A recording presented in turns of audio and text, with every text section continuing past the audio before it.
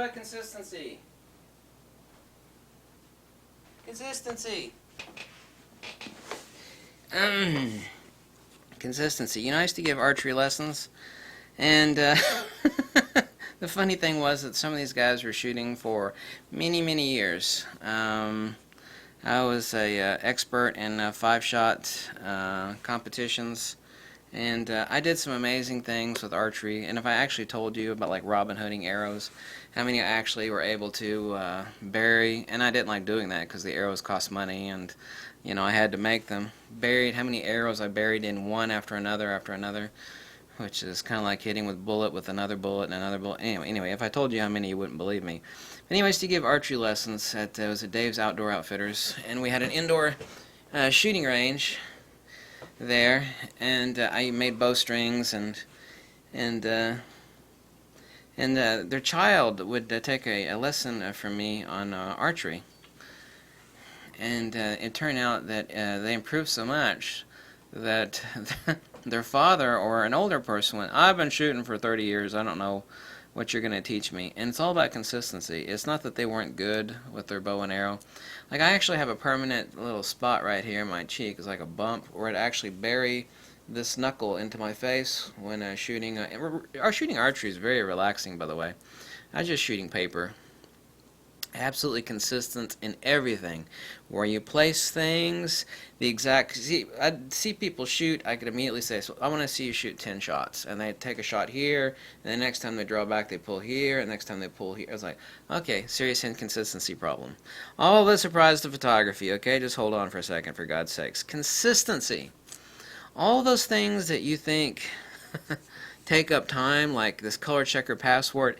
Like if you were going to do a wedding shoot and like you didn't have one of these and you didn't like take some shots ahead of time with this and use this as a color correction tool, I would say that you're an idiot. Before the wedding starts, I would drop this in the wedding chapel, and then I would drop it in the reception hall, wherever the shots are going to be. I take some shots with the ambient light or whatever lights are going to be on at the time, and I would use that as my basis for color correction consistency. You know, someone actually attacked me yesterday for mentioning you needing a 4K display monitor. It's not about having a 4K, which is very nice, but it's about the wider color gamut. He's like, my God, you forgot to mention consistency. It's like, well, I mentioned consistency 1,000 times. I don't know how many times I need to mention it, like, you know, calibrating your monitor. Go buy a color calibration tool. Thankfully with Apple, believe it or not, you can actually get about 95% as close as a color calibration tool using the onboard software with Apple. And no, I'm not praising Apple, I just mentioned that as a side thing. All of these things that you think take up time actually end up saving you time. You ever heard of the old saying, an ounce of prevention is worth a pound of cure? Anyway, like these old coots that I would give the archery lessons to, they would go, oh my God, you know, I've been shooting for 20 years, I mean, you helped me improve my archery. It's like, you know, what did you do? And I explained it to them. Some of them didn't need it explained to them. Total, you know, inconsistency. You could be really, really good at something, but if you're just slightly inconsistent, I mean, you have to find a spot that you know you've hit that every time. So every time you draw back the bow, same consistent position. Also, same consistent positions of actually where the pressure falls on your wrist. I mean, you have to be able to know where it falls. Like when you see a professional archer in the Olympics, when they actually grab your bow, most people will never notice this.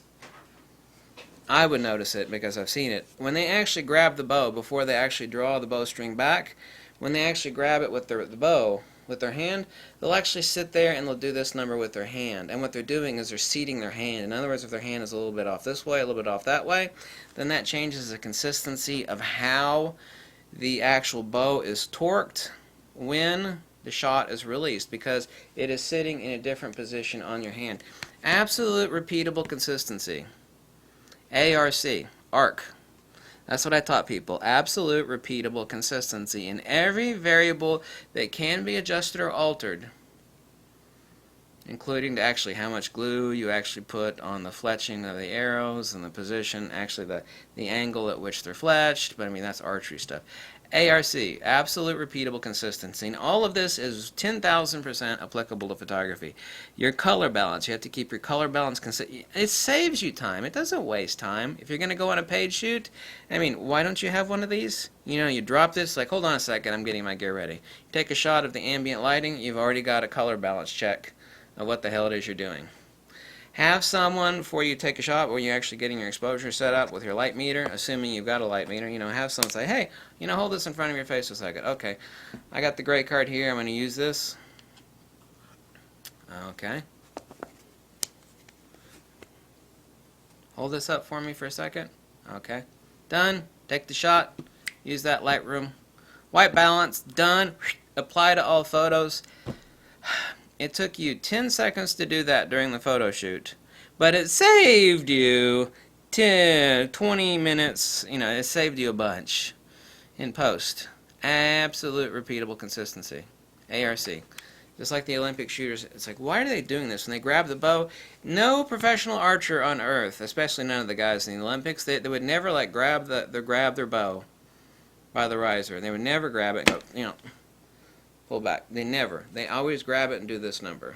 Every single one of them. You see them grab the bow, they'd seat their hand, they'd wiggle it into the magic position, then they'd wrap their fingers around it, and then they'd draw back and they'd actually feel a special spot on their face.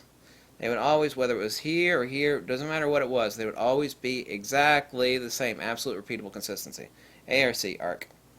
Your photography has to be exactly the same way. This is how I could take a guy that's been shooting for 20 plus years and help them improve their archery. And it's the same thing in photography. Once you do this, you make the second hat. It's kind of like, well, you've learned as a child to, when you use the bathroom, to wipe your fanny.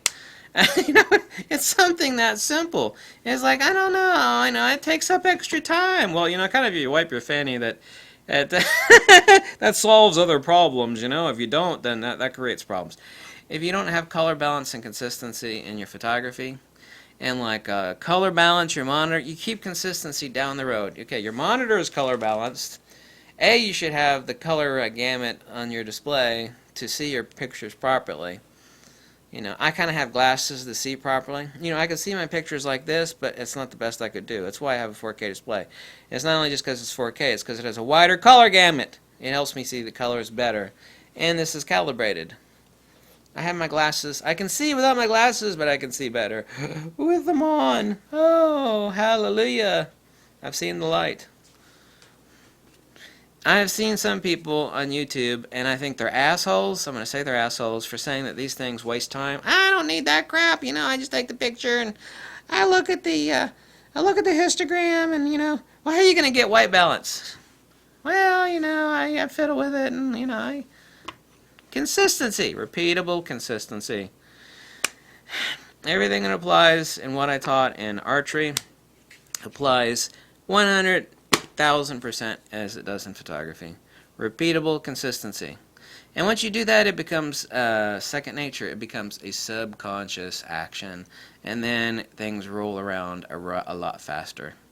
And people have been making this mistake now for days. Like, I never thought about that. Maybe I should keep my stuff consistent. It makes doing stuff in post a lot faster and a lot easier.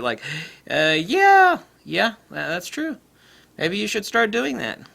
Yeah, maybe that would be a wise idea.